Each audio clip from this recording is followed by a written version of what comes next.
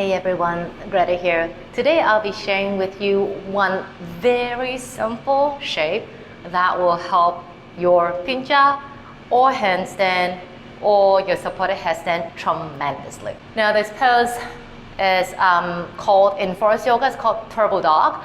And in other lineages, it doesn't really have a specific name. It's more like kind of like a floating dolphin. So mind you, the word simple doesn't mean it's easy. It just means that it's not very complex, that's all. It's not very complicated or complicated looking. So let's check it out how it's done. You want to start from a downward facing dog, and you simply want to bend the elbows. So from your down dog, what you want to do is just boom, bend the elbows. When you bend the elbows, you want to have the elbows hugging in together. So I'll just show you from this angle. From here, hug in. So the elbows, when they are bent, they're pointing towards your toes and not out to the side like that. And I want to keep the upper back broad. I want to really feel like power coming from your side ribs and not so much from your neck and shoulder area, and just stay here. Keeping belly hugging in a little bit, palms are pushing the floor away, elbows squeezing in together. Imagine you got magnets in between your inside elbows, and just stay hips are high. Shape is really, really good to train what you need to fire up. You really want to feel the shoulders being really, really stable, so that when you go into pincha or handstand, maybe supported headstand, you don't feel, especially for pincha and supported headstand, the elbows don't flare out.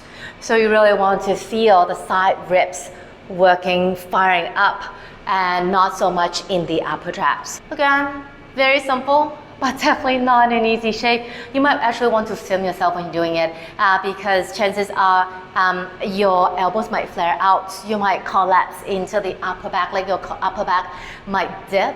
So all those things you want to avoid. So do check out those details.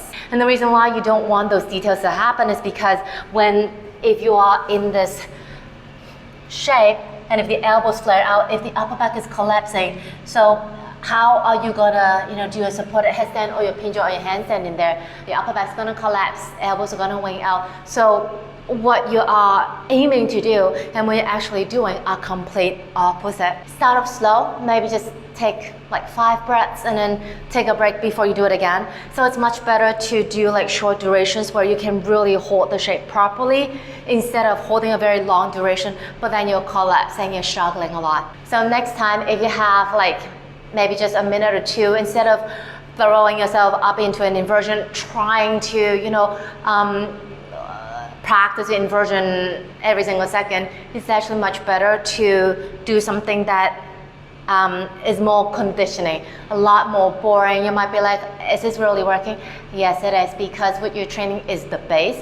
So it's much better to find that time to stabilize your base, to build that strength and the muscle memory and all the necessary components that the base need in order for you to have a really solid inversion when you have the time to do that actual inversion. That's it for my sharing for today. Hope it's helpful to you. Don't forget to like the video, share, and subscribe to my channel if you haven't already done so.